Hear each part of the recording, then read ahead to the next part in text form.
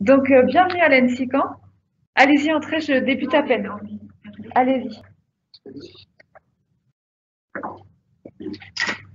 Donc, je suis Ghislaine Marie, je suis chargée du recrutement des élèves à l'ENSICAN. J'interviens aussi dans la formation matériaux-chimie sous statut apprenti qui s'appelait encore l'année dernière matériaux mécaniques. Le nom du diplôme a changé. Et puis je suis directrice adjointe aux études, adjointe de Madame Malo qui est intervenue juste après. Et je suis ingénieure aussi. Donc, pour ceux qui n'ont pas vu la présentation, je rappelle rapidement les diplômes d'ingénieurs sur lesquels on est accrédité à l'ENSICAN. Donc, on est accrédité sur la formation matériaux-chimie, ou la formation, on peut la suivre sous statut étudiant, sous statut apprenti. Sur les 3 ans, on rentre dans le statut étudiant sur 3 ans ou sous statut apprenti. La formation d'ingénieur génie physique et système embarqué. À nouveau, là, on a le pendant sous statut étudiant et sous statut apprenti. Et la formation d'ingénieur en informatique, statut étudiant sous statut apprenti. Toutes ces formations-là, vous pouvez aller les voir dans les salles et vous allez voir que l'apprentissage diffère quand même dans les méthodes pédagogiques et du coup, ça fait évoluer la maquette. Enfin, vous n'allez pas avoir les mêmes enseignements que sous statut étudiant. Et on a une dernière formation d'ingénieur en génie industriel, mais qui concerne des personnes qui sont déjà en activité, qui veulent obtenir un diplôme d'ingénieur en parallèle de leur poste actuel. Voilà pour nos formations d'ingénieurs. Donc, si vous voulez plus d'infos, vous allez dans les démos, ce sera plus simple. Et puis après, on pourra en discuter aussi à l'issue de la conférence. Donc, deux statuts principaux, le statut étudiant et le statut apprenti. Je ne sais pas si vous voyez la différence entre les deux, si c'est clair. Statut étudiant, vous êtes principalement à l'école et puis vous allez avoir des périodes de stage en France ou à l'étranger. Et puis, sous statut apprenti, vous allez avoir une alternance avec une école, enfin avec une entreprise, pardon, avec laquelle l'élève a signé un contrat d'apprentissage. À l'ENSI, les périodes, elles sont d'environ 4 semaines minimum. Ça s'étend un peu ça s'étend pas mal même en 3e année, qui permet aux élèves de signer un contrat d'apprentissage avec des entreprises qui sont éloignées. Donc, de pouvoir se permettre d'avoir une alternance comme ça, c'est plutôt pratique et confortable pour ces élèves. Donc, au niveau du recrutement, sous les formations sous statut étudiant, le gros des élèves qui intègrent ces formations-là viennent de CPGE, classes préparatoires aux grandes écoles, à peu près 75%. Et puis, les 25% restants, ce sont des élèves qui ont déposé un dossier de candidature, on appelle ça la mission sur dossier. On va retrouver des élèves avec un profil, alors je ne suis pas tout à fait à jour, mais cette année encore, ce sera des DUT, des profils DUT, BUT, des profils licence, des profils d'élèves en ATS et autres profils parce qu'on accueille aussi des élèves qui sont à l'étranger et qui n'ont pas exactement les mêmes. Et puis sous le statut apprenti, les formations par apprentissage, elles ont été développées pour des élèves qui ont déjà un profil un peu expérimenté, qui aiment la pratique. Et donc, on ne recrute pas d'élèves sur prépa, sauf s'ils déposent un dossier qui a finalement une petite réorientation. Mais principalement, on va intégrer des élèves qui sont de profil BUT, licence, etc. Licence pro aussi. Alors, je vais utiliser le pointeur. Cette image-là va reprendre toutes nos formations. Ici, vous allez retrouver les formations de statut étudiant, informatique, génie physique et système embarqué, matériaux chimie. Et en dessous, les mêmes, mais sous statut apprenti. Donc, on retrouve nos voies d'entrée qui sont le concours avec les types de prépa et les dossiers avec les types de BUT. Et puis, il y en a tellement qu'on n'a pas la place, mais il y a toutes les licences. Ouais. Donc ça, c'est pour le recrutement dans les voies sous statut étudiant. Et puis, sous statut apprenti, on voit bien qu'on ne recrute que des élèves en BUT ou licence ATS. Ouais. Et c'est pour donner une idée de quel type de prépa, vers laquelle les élèves doivent s'orienter pour, par exemple, un parcours sous statut étudiant ou quel type de BUT, etc. Donc, si on reprend là-haut, en fait, alors, vous êtes peut-être déjà dans une voie Bac+2. Vous êtes tous dans ce cas-là? Non. Eh ben, alors, ce qui est important de voir, c'est qu'en fait, il y a déjà des prépas et des BUT qui sont orientés vers un domaine particulier, vers la chimie, vers l'informatique, etc. Enfin, voilà, il y a pas mal de domaines qui existent déjà. Par exemple, on a un BUT en chimie qui est là. Ça, le SGM, c'est sciences et génie des matériaux, donc c'est déjà orienté vers les matériaux. On a l'informatique. Pour les prépas, c'est un petit peu vrai aussi parce qu'il y a des prépas. PCCH, par exemple, ça veut dire physique, chimie, option chimie. Donc, il y a aussi des prépas qui sont un petit peu orientés, mais ça reste très généralisé. Et donc, il y a d'autres prépas et d'autres BUT qui sont beaucoup plus généralisés et qui permettent aux élèves de prendre le temps de réfléchir sur 2 ans, de voir beaucoup de choses et de pouvoir après s'orienter vers une spécialisation. Donc, typiquement, par exemple, si on regarde là-haut, et bien justement, ce PC, c'est aussi pour la physique, c'est une classe préparatoire qui permet de tout faire derrière. De l'informatique, des génies physiques et systèmes embarqués ou des matériaux et de la chimie. Mais par exemple, si on part sur la prépa TPC, qui est technique physico-chimique, on va pas faire l'informatique. Donc il faut se méfier. Et en termes de grosses prépas, alors les grosses prépas, il y a les PC, il y a beaucoup de prépas en PC en France, et il y a aussi beaucoup de prépas MP, pour maths physique. Et par exemple, en faisant maths physique, on ne peut pas aller en matériaux chimiques. Voilà. C'est toujours parce que nous, on a besoin que les élèves aient un prérequis avant d'intégrer l'école. Et donc, si les prérequis sont relativement larges, ça permet de pouvoir intégrer toutes les formations. Et si du coup, on est spécialisé dans un domaine, forcément, on va orienter tout son parcours vers un. Et quand on sait ce qu'on souhaite faire dès le bac, ça donne un coup de pouce. Enfin, ça permet de savoir que dès le début, après son bac, on va faire les matières qui nous intéressent et de pouvoir poursuivre ensuite en école d'ingénieur si tout se passe bien. Ou alors de prendre un peu de recul et se dire, bon, si je fais une prépa, ce sera plutôt PC parce que ça permet d'accéder à toutes les formations.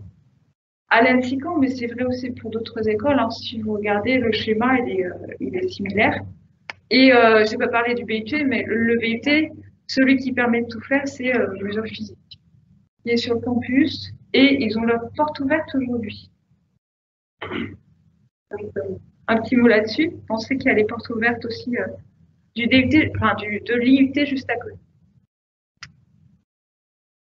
Non, c'est pas l'IUT, c'est l'ATS, je crois c'est du Mont-Durville où ils sont. Pardon, autant pour moi. C'est la porte ouverte du Mont-Durville aujourd'hui. Pas de. Non, n'allez pas à l'IUT. Je pense pas qu'il y ait. Excusez-moi. Et sinon, en termes de licence pro, alors l'ATS, c'est forcément ATS, maths, les maths et la physique principalement. Et puis, donc en licence, par exemple, vous avez des licences en physique, des licences en maths, des licences en informatique. Donc, à nouveau, on peut retrouver le même schéma où vous allez vous spécialiser ou alors rester très général pour intégrer l'école. Et licence pro, c'est très spécialisé. C'est hyper spécialisé. Est-ce que vous avez des questions là-dessus? Est-ce que vous arrivez à vous retrouver? Il y a peut-être des formations qui n'apparaissent pas. C'est possible, mais dans ces cas-là, de toute façon, on vous le dira, vous pouvez poser la question quand vous faites votre dossier, de savoir si votre parcours est adapté ou non, et on vous le dira. Et dans le doute, on vous fera déposer votre dossier et on sera vigilant à votre niveau pour voir si vous êtes capable de faire la passerelle entre votre formation initiale et la formation que vous visez à l'ENSIC.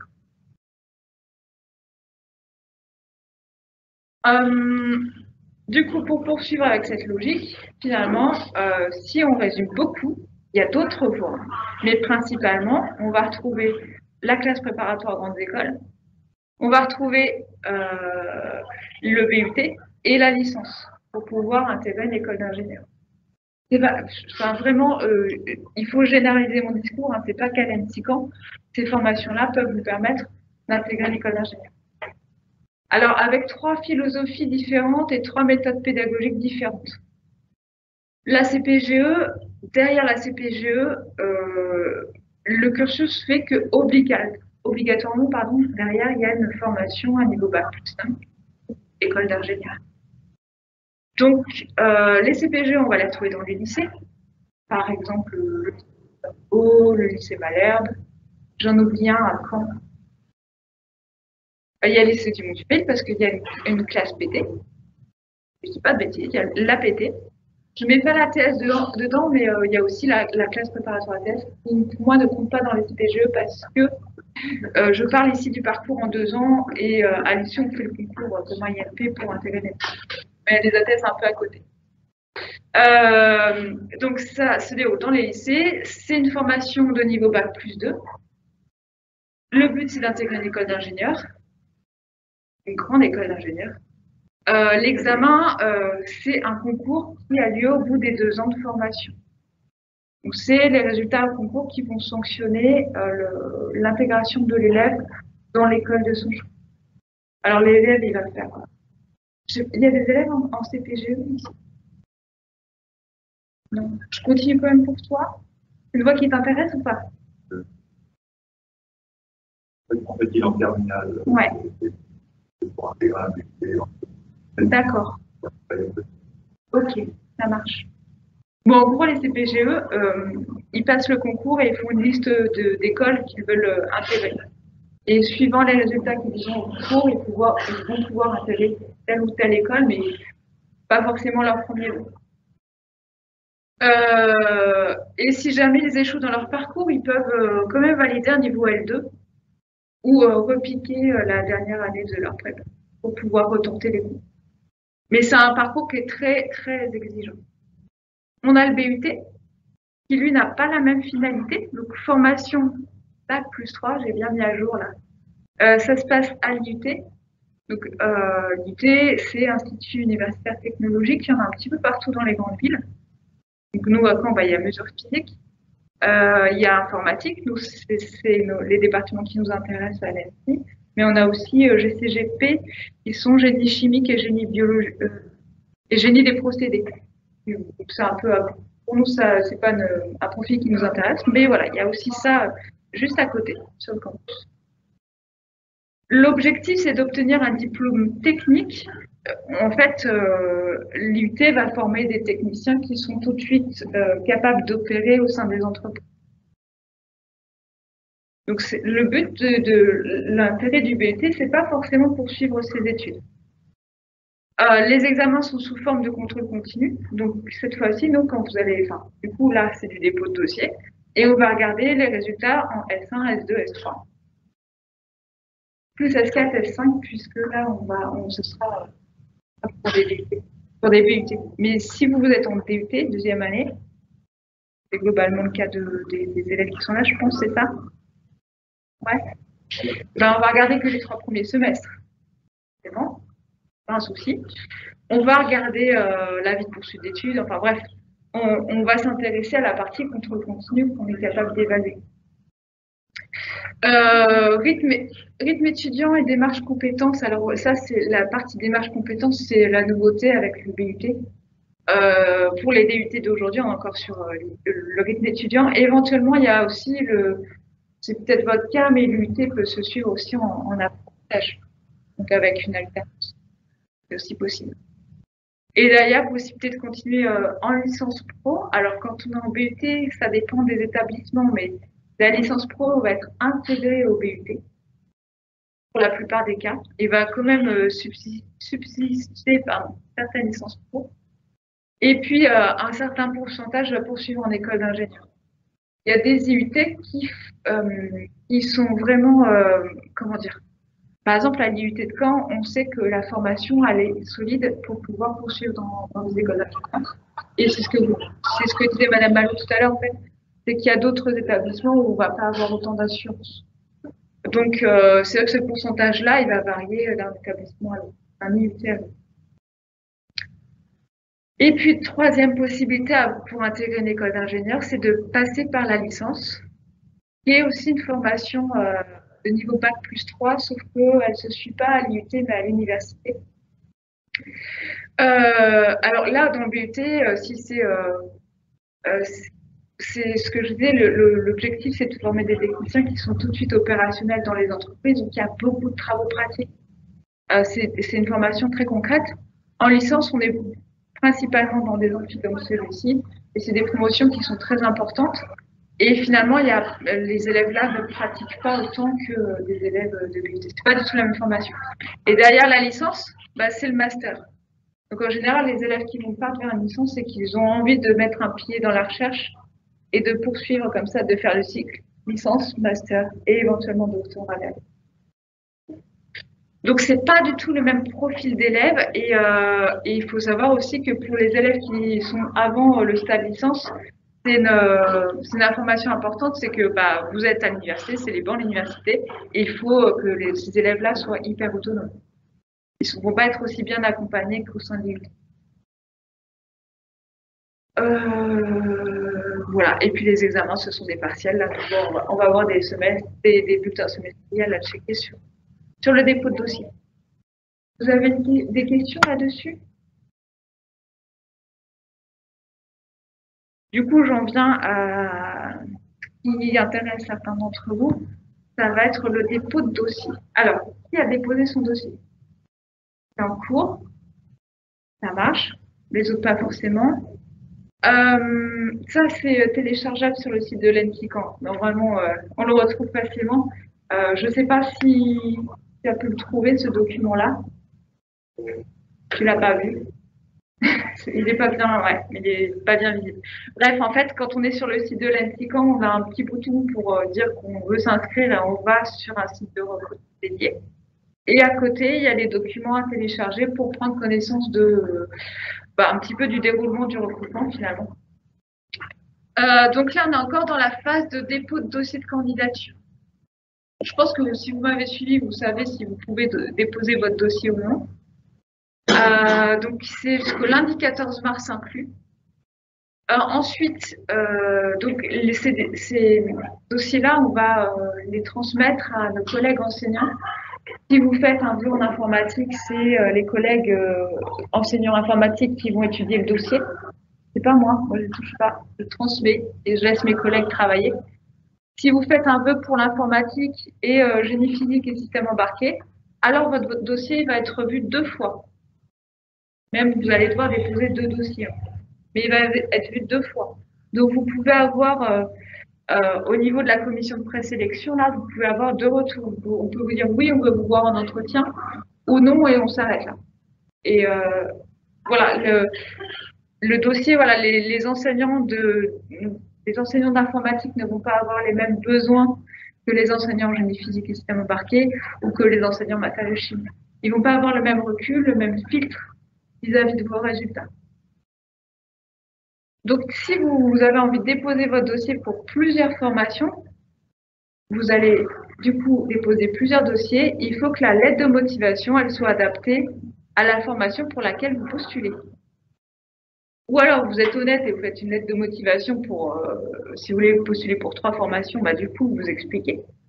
Mais méfiez-vous de mettre la bonne lettre de motivation dans le dossier. Ça arrive tous les ans, c'est pour ça que j'en parle. Faites attention à ça. Donc, les enseignants vont travailler, vont émettre leur avis, et puis à la commission de présélection, on pourra dire aux élèves, aux candidats, si on les voit en entretien ou pas, et à quel moment. Donc, nos entretiens de motivation, ils auront lieu du 24 avril au 4 mai. Et au besoin, on pourra les organiser à distance. Je pense que si vous êtes là aujourd'hui et que tout se passe bien, c'est qu'on vous reverra fin avril, début mai. Ces entretiens de motivation-là, on vous fait venir sur site, on vous fait passer un test d'anglais et vous allez rencontrer à nouveau des enseignants de la formation pour laquelle vous postulez en entretien de motivation. Si vous êtes à un stade où vous avez toujours plusieurs formations qui vous intéressent et que vous êtes présélectionné sur plusieurs, On va pas vous faire passer 2 entretiens, mais on va mixer le jury pour que vous ayez à nouveau un enseignant en info et un enseignant en génie physique et système informatique, par exemple. Voilà pour l'entretien de motivation. Ensuite, à l'issue de ces entretiens-là, on va pouvoir discuter et voir quels sont les élèves qu'on va finalement accepter à l'ANSSI. Donc, la commission elle a lieu le 12 mai. C'est beaucoup plus tôt que les années précédentes. Avant, c'était début juin. Donc là, on a vraiment raccourci les délais pour permettre aux élèves d'avoir l'avis rapidement et de pouvoir se projeter sur l'année suivante. À ce stade-là, si vous êtes sur la partie sous statut étudiant ici, il y a 2 choses. Donc, on va recruter sur dossier 15 élèves pour chaque formation sous statut étudiant. Donc en tout 45, mais par exemple, si on se met cette fois-ci sur la partie matériaux-chimie sous statut étudiant, on va donc avoir plusieurs élèves retenus, 15 en liste principale où on va tout de suite les contacter pour leur demander s'ils souhaitent intégrer l'assistant, et des élèves en liste d'attente, en liste, je n'ai plus le mot, mais en gros, voilà, en liste d'attente, et suivant leur dossier et les entretiens qu'ils ont menés, ils vont être dans un ordre d'appel. Et donc, quand on a un élève sur la liste principale qui va se désister, ça va nous permettre d'appeler les élèves dans l'ordre qui a été défini par les responsables de la formation. Donc, il n'y a que 15 places, mais après, on peut avoir une liste d'attente qui est de peut-être 40 élèves. Suivant les formations, on peut avoir pas mal de désistements. Par exemple, dans le matériau chimie, on a des élèves qui viennent de toute la France, qui postulent énormément. Et voilà, on évolue dans cette liste d'appels. Des fois, il ne faut pas vous inquiéter. Et de toute façon, nous, on est derrière. S'il y a besoin, vous nous appelez, on vous rassurera sur l'évolution de la liste d'appels. Ça, c'est pour le fonctionnement des formations sous statut étudiant. Pour la partie candidature sous statut apprenti, là, on va établir une liste d'élèves. Il n'y a pas de liste principale, il n'y a pas de liste d'attente. Cette liste d'élèves admissibles, les élèves qui sont à l'intérieur ne seront admis définitivement à la condition de trouver d'entreprise d'accueil. Parce que pour être admis à l'ANSSI, il faut un contrat d'apprentissage. On vous accompagne.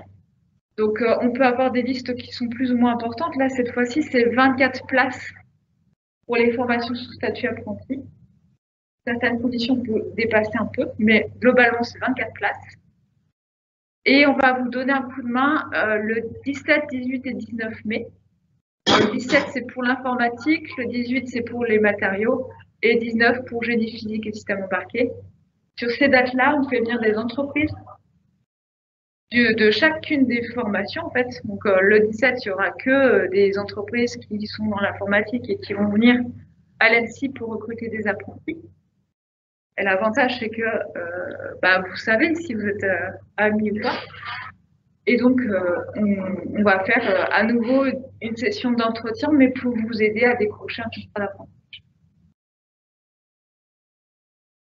Ça existait encore l'année dernière, mais on regroupait, on ne mobilisait les élèves que sur une seule, et on faisait tout la même journée. Mais pour les entreprises, c'est plus difficile quand elles ont retenu un élève que nous, on ne retient pas. C'est un peu compliqué. Mais là, du coup, on aura déjà établi quels sont les élèves qui sont admis. Donc, ça va aider les entreprises à se positionner plus facilement. Et puis, l'idée, c'est que la rentrée, elle a lieu en septembre. Pour tous. J'ai oublié de dire, les élèves qui sont appelés sur la partie sous statut étudiant, ils peuvent dire oui, ils peuvent dire non, mais ils peuvent aussi dire oui, mais. Le oui, mais, ça sert pour l'élève qui attend la réponse d'une école qui est son premier vœu, ou enfin, en tout cas supérieur à celui d'elle. Donc, on leur donne cette possibilité de nous dire j'attends la réponse de notre école et je mets un oui, mais. C'est un peu casse-pied pour les élèves qui attendent derrière, qui sont en liste d'attente et qui attendent qu'on les appelle. Mais par contre, ça donne une sécurité pour ces élèves qui nous déclarent oui, mais. Et voilà, ça leur permet d'attendre des résultats plutôt que de dire non et se retrouver sans école. Voilà globalement. Est-ce que vous avez des questions sur cette partie-là? C'est clair? Ensuite, si tout se passe bien, du coup, on se retrouvera entre le 26 avril et le 4 mai pour les parties. Alors oui, je vais trop vite. D'abord, la préparation du dossier de candidature. Vous allez avoir plusieurs pièces à déposer, donc CV. Le CV, c'est important, même si vous n'êtes pas encore en stage. Donc, principalement, on va avoir des élèves de DUT qui vont postuler, qui ont un stage à effectuer à la fin de leur cursus. Mais au moment où on dépose le dossier, le stage n'est pas encore déroulé, il peut être trouvé. Si vous avez trouvé votre stage, que vous connaissez le sujet, je vous conseille de l'ajouter dans votre CV pour qu'on sache en fait vers quoi vous vous orientez. Et ça donne plus d'informations parce que c'est vrai, sinon, quand on est élève de DUT, finalement, c'est la première expérience que l'on fait dans le cadre de sa formation. Donc, c'est important de mettre voilà, son stage de fin d'année. La licence, on n'est pas de question. En ATS, il peut y avoir un stage aussi, la formation précédente de DUT ou BTS. Il y avait un stage, mais dans ce cas-là, c'est effectué. L'aide de motivation, elle est vraiment lue. Hein. Ce n'est pas juste une pièce que vous déposez dans le dossier, elle est lue par les enseignants. Donc, pensez à vous renseigner sur l'école et à motiver vos choix, à expliquer pourquoi est-ce que vous voulez intégrer l'ENSICAN dans telle formation, comment est-ce que vous projetez, qu'est-ce que va vous apporter l'ENSICAN dans votre démarche à long terme. Parce que vous allez, enfin, si vous êtes accepté, vous allez être accueilli sur 3 ans. C'est pas rien. C'est donc ensuite, pièces complémentaires. Alors, pièces complémentaires, n'hésitez pas à ajouter toutes pièces qui peuvent complémentaires.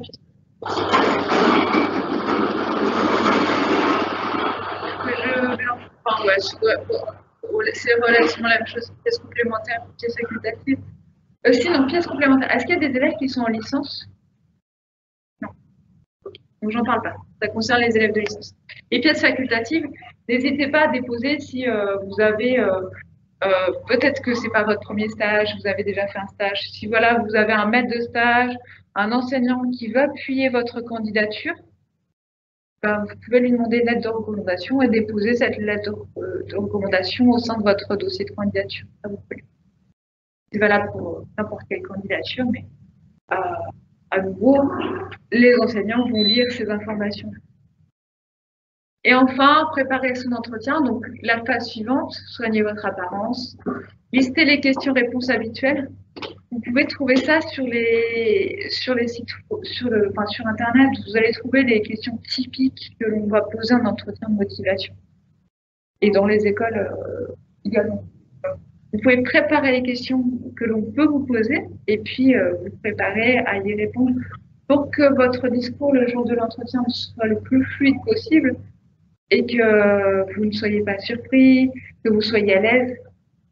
Et finalement, si vous arrivez à mener l'entretien plutôt que l'enseignant, vous allez voir que ça va être plus facile aussi. Nous parler de vous, on a besoin de savoir, de vous voir en tant que potentiel élève ingénieur et futur ingénieur. Donc, n'hésitez pas à évoquer vos projets avec les enseignants qui seront là. Expliquez pourquoi vous passez par l'ENSICAN, à nouveau comme vous avez pu faire dans la lettre de motivation. Là, vous pouvez aller plus loin.